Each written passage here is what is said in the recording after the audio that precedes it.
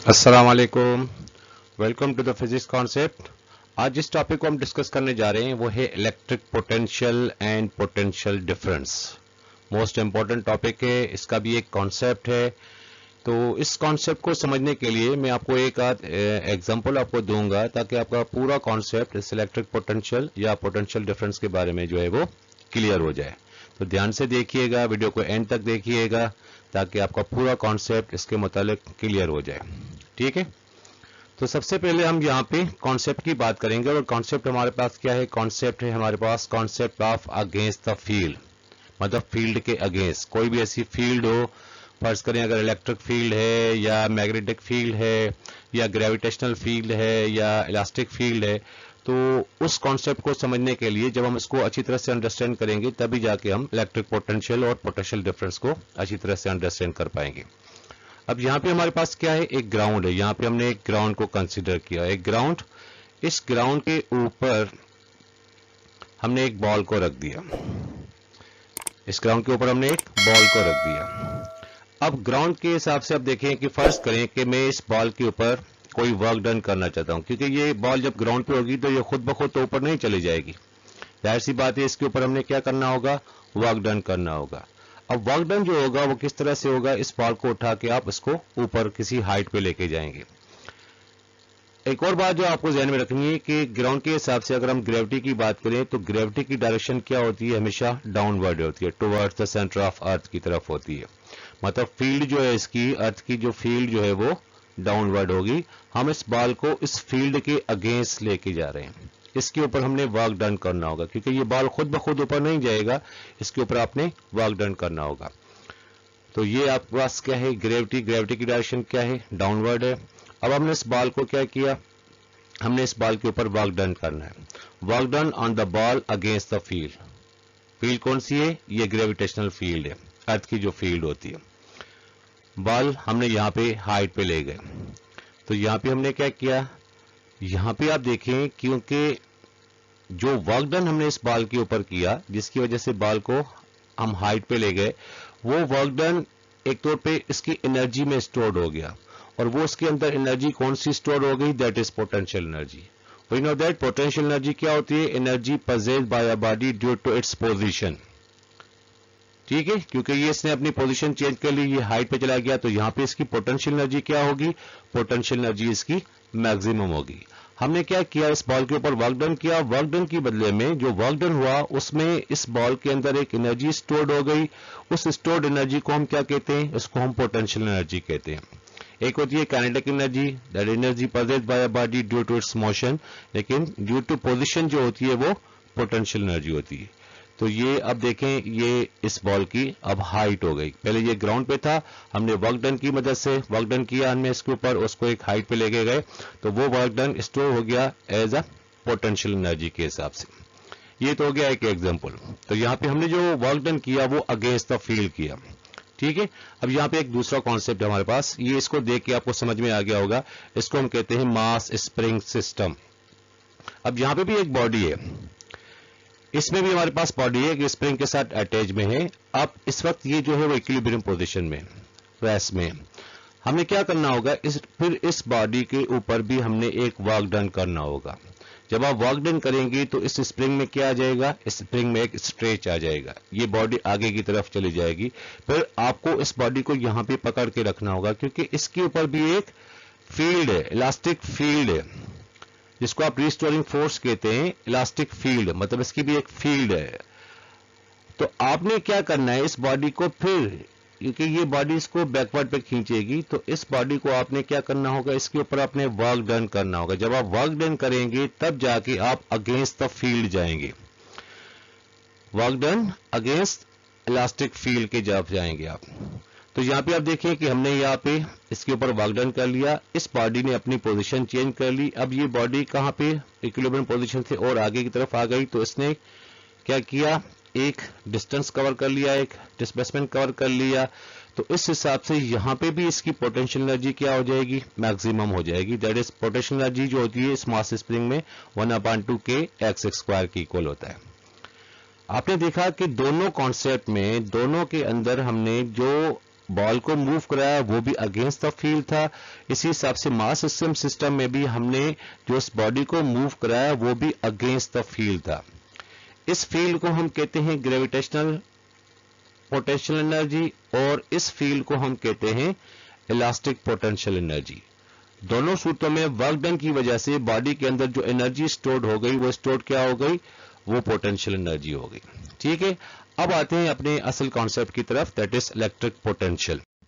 अब देखिए इसमें इलेक्ट्रिक पोटेंशियल में हम क्या करते हैं। यहां पे हमने क्या किया, एक प्लेट यहां पे हमने बना दी जिसके अंदर पॉजिटिव चार्जेस हैं, एक दूसरी प्लेट हमारे पास है जिसके अंदर नेगेटिव चार्जेस हैं। अब जाहिर सी बात है क्योंकि पॉजिटिव चार्ज जो होता है हमेशा अट्रैक्ट करता है किसको, नेगेटिव। इसकी डायरेक्शन हमेशा जो इसकी फील्ड बनती है वो फील्ड क्या होती है, वो इस तरह से होगी। पॉजिटिव जनरेट करेगा, वहां पे नेगेटिव पे टर्मिनेट होगा वो। तो इस तरह से ये फील्ड आप देखें कि ये positive to negative, positive to negative, positive to negative और ये सेम पॉजिटिव टू नेगेटिव। अब वही कॉन्सेप्ट जो हमने ग्रेविटेशनल पोटेंशियल एनर्जी में देखा और इलास्टिक पोटेंशियल एनर्जी में देखा, वही कॉन्सेप्ट अब हमने क्या करना होगा, इस इलेक्ट्रिक फील्ड के अंदर हमने देखना होगा। अब यहां पे हमारे पास क्या है, यहां पे भी हमारे पास एक इलेक्ट्रिक फील्ड है। इस फील्ड में यहां पे हमने एक चार्ज रखा है। अब अगर ये पॉजिटिव चार्ज है तो उसको कहां पे होना चाहिए, जाहिर सी बात है इसको नेगेटिव के पास होना चाहिए। अगर मैं यहां पे दूसरा चार्ज रखता हूं तो उसको फिर कहां होना चाहिए, जाहिर सी बात है अगर वो नेगेटिव है तो उसको पॉजिटिव, क्योंकि पॉजिटिव नेगेटिव जो है वो पॉजिटिव को अट्रैक्ट करेगा और पॉजिटिव जो है वो नेगेटिव को जाके अट्रैक्ट करेगा। अगर मैं वर्क डन करूं किसके ऊपर, इस नेगेटिव चार्ज के ऊपर, इस नेगेटिव चार्ज के ऊपर अगर हम वर्क डन करें तो क्या ये चार्ज जो है वो जब हम इसको यहां से इस तरफ लेके जाएंगे तो क्या ये अगेंस्ट द फील्ड हो गया, देख के मुझे बताएं, क्या ये अगेंस्ट द फील्ड है, ये अलोंग द फील्ड है। अगर नेगेटिव चार्ज के ऊपर आप वर्क डन कर रहे हो क्योंकि पॉजिटिव से उसको नेगेटिव की तरफ लेके जा रहे हो तो जाहिर सी बात है तो फील्ड की डायरेक्शन भी तो वही है, पॉजिटिव टू नेगेटिव। तो हम क्या कर रहे हैं, जो वर्क डन कर रहे हैं वो नेगेटिव चार्ज के ऊपर अगर हम वर्क डन कर रहे हैं तो वो तो अलोंग द फील्ड है, अगेंस्ट फील्ड नहीं है। तो ये कॉन्सेप्ट तो नहीं चलेगा यहां पे। अगर हम पॉजिटिव के ऊपर वर्क डन करते हैं, पॉजिटिव चार्ज के ऊपर हम वर्क डन करते हैं तो यहां पे हम कह सकते हैं कि फील्ड की डायरेक्शन पॉजिटिव टू नेगेटिव है, लेकिन हम इस पॉजिटिव चार्ज को इस फील्ड के अगेंस्ट लेके जा रहे हैं। मतलब इसके जो हम इस पे ऊपर जो वर्क डन करेंगे वो क्या होगा, वो अगेंस्ट द फील्ड होगा। तो work done against the field. अब आप देखें यहाँ पे इस चार्ज को जो नेगेटिव के पास है इसको हमने यहाँ पे वर्क डन करके यहाँ पे हम लेके आ गए तो इसने कुछ हाइट गेन कर ली। मतलब वर्क डन की वजह से इस चार्ज ने क्या किया, कुछ हाइट गेन कर ली। इस हाइट पे आप देखें कि इसकी पोजीशन भी चेंज हो गई। तो पोजीशन चेंज होने से जो हाइट गेन करता है तो उसको हम क्या कहते हैं, उसको हम कहते हैं पोटेंशियल एनर्जी। मतलब वर्क डन की वजह से इस चार्ज के अंदर कौन सी एनर्जी स्टोर्ड हो गई, that is potential energy. Actual में इसका नाम इलेक्ट्रिक पोटेंशियल एनर्जी है, इसको शॉर्ट में हम इलेक्ट्रिक पोटेंशियल कहते हैं। तो चार्ज को हमने वर्क डन किया, इसकी पोजीशन आगे आ गई, यहां पे आ गई, तो यहां पे इसकी पोटेंशियल एनर्जी क्या हो गई, मैक्सिमम हो गई। तो इस सूरत में अगर मैं इसको डिफाइन करना चाहूं तो वो हम किस तरह से इसको डिफाइन करेंगे। तो यहां पे इस चार्ज के ऊपर कौन सी एनर्जी स्टोर होगी, that is electric potential energy. इसी हिसाब से अगर हम इसको डिफाइन करें तो डिफाइन हम इसको किस तरह करेंगे, सो define is work done in moving a unit positive charge. ये जो हमारे पास चार्ज था वो क्या था, एक यूनिट पॉजिटिव चार्ज था, अगेंस्ट इलेक्ट्रिक फील्ड। देखें वाकई अगेंस्ट है फील्ड की, बिल्कुल कौन सी फील्ड है ये इलेक्ट्रिक फील्ड है। Against electric field is stored as energy is called electric potential.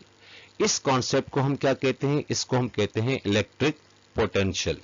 ठीक है, तो यहां पे कॉन्सेप्ट क्या हो गया, work done against electric field. मतलब वर्क डन जो हमें करना है, जो पहला मैंने आपको एग्जांपल दिए तो उसमें भी हमारे पास जो वर्क डन था वो अगेंस्ट द फील्ड था। यहां पे भी इलेक्ट्रिक फील्ड के अंदर भी जो हमने वर्क डन किया इस यूनिट पॉजिटिव चार्ज के ऊपर, वो भी क्या था, अगेंस्ट द फील्ड था। So work done against electric field, जिसको हम कहते हैं इलेक्ट्रिक पोटेंशियल। अब आते हैं पोटेंशियल डिफरेंस की तरफ कि पोटेंशियल डिफरेंस फिर क्या होता है, फिर इसको हम कैसे इसको डिफाइन करेंगे। सेम वहां पे भी एक और एग्जांपल मैं आपको दे रहा हूं। ये मैंने एक ग्राउंड यहाँ पे बना लिया। अब ग्राउंड के थोड़ा सा ऊपर हमने बॉल को रख दिया। इस बॉल को रख दिया, इसका मतलब है कि इसकी हाइट यहाँ पे क्या है, h1 है। इसका मतलब है कि इस अगर ये ग्राउंड से थोड़ा सा ऊपर है तो अगर हाइट है इसकी, तो जाहिर सी बात है इसकी पोटेंशियल एनर्जी भी होगी यहाँ पे, क्योंकि अगर बिल्कुल ग्राउंड पे होता तो वहां पे इसकी पोटेंशियल एनर्जी तो जीरो होगी। लेकिन अगर आप उसको ग्राउंड से थोड़ा सा ऊपर हम यहाँ पे इसको रखते हैं तो इस सूरत में इसकी पोटेंशियल एनर्जी होगी। अब आपने क्या करना है, इसके ऊपर भी एक वर्क डन करना है। क्या करना है, इसके ऊपर भी हमें एक वर्क डन करना है। जब वर्क डन करेंगे तो इस बॉल की पोजीशन में हाइट अगर h1 है तो मैं यहां से इसके ऊपर वर्क डन करके इस बॉल को मैं यहां पे लेके आ गया। मतलब इस पोजीशन से बॉल को उठा के हमने बॉल को इस पोजीशन पे आ गया। अब आप देखें कि इसकी हाइट में क्या आ गया, एक डिफरेंस आ गया, एक चेंज आ गया। पहले हाइट h1 थी, अब हाइट क्या हो गई, h2 हो गई। इसका मतलब है कि इस बॉल में और इस बॉल की हाइट में आपको डिफरेंस नजर आ रहा है। अब यहां पे हमें डिफरेंस ही चाहिए। h1 और h2 में आपको डिफरेंस नजर आ रहा होगा कि h1 की हाइट h2 के मुकाबले में कम है, इसलिए मतलब है कि जो वर्क डन हमें किया इस बॉल के ऊपर जिसकी हाइट h1 थी, उसको हमने यहां से वर्क डन करके इसको यहां पे ले गए, तो जाहिर सी बात है इसकी पोटेंशियल एनर्जी की हाइट क्या हो गई, इसकी हाइट चेंज हो गई। अब आपसे क्वेश्चन है कि इन दोनों पॉइंट्स के ऊपर, बॉल की इस पोजीशन पे भी और बॉल की इस पोजीशन पे, क्या इन दोनों की पोटेंशियल एनर्जी यहां पे सेम होगी या चेंज हो जाएगी? जाहिर सी बात है, we know that potential energy क्या होती है, पोटेंशियल एनर्जी mgh के इक्वल होता है, जिसमें मास, ग्रेविटी एंड हाइट होती है। तो यहाँ पे पोटेंशियल एनर्जी क्या है, वो डायरेक्टली प्रोपोर्शनल करती है किसके साथ, हाइट के साथ।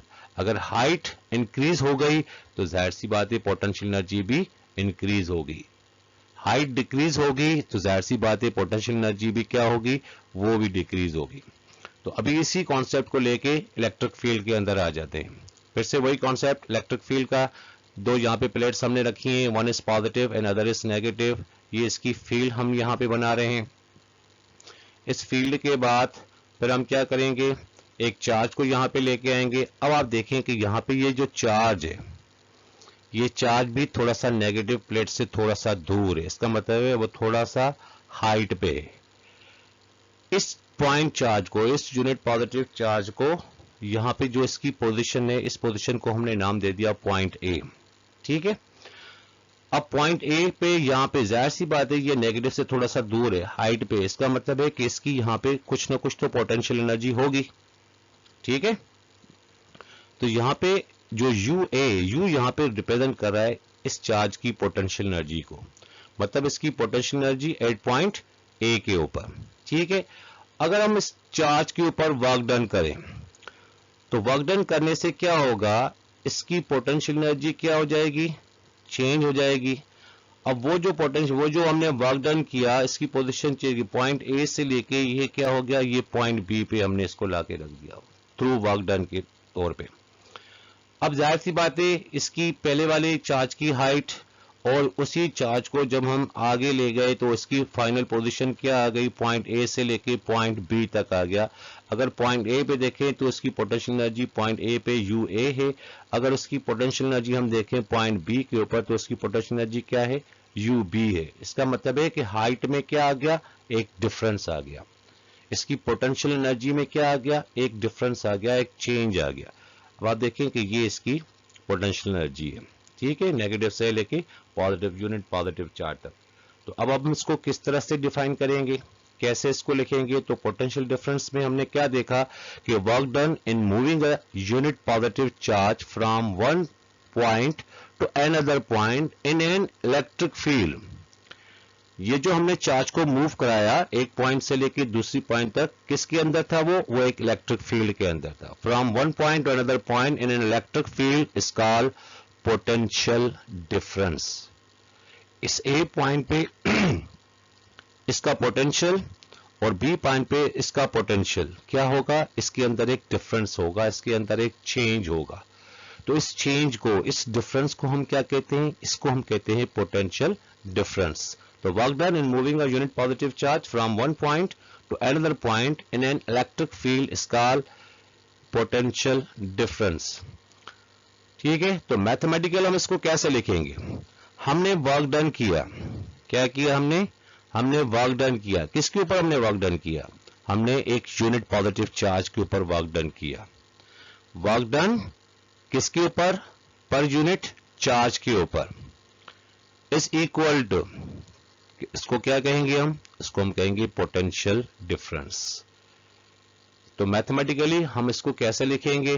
That is potential difference. Potential difference को हम डेल्टा वी से रिप्रेजेंट करते हैं। वी मींस पोटेंशियल, और ये जो डेल्टा आपको नजर आएगी, ये जो सिंबल आपको नजर आएगी, इसको हम कहते हैं डेल्टा। डेल्टा का मतलब होता है difference, change. Therefore potential difference, we means potential, is equal to, क्या किया हमने?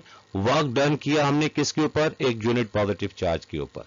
So work done per unit charge is called potential difference. तो यहां पे डेल्टा डिफरेंस को रिप्रेजेंट कर रहा है और v जो है आपके पास वो है पोटेंशियल।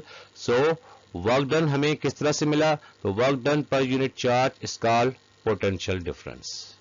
तो ये इसका क्या हो गया? ये इसका मैथमेटिकल फॉर्म हो गया। आगे हम देखें इसमें कि जो डिफरेंस है मींस VB माइनस VA।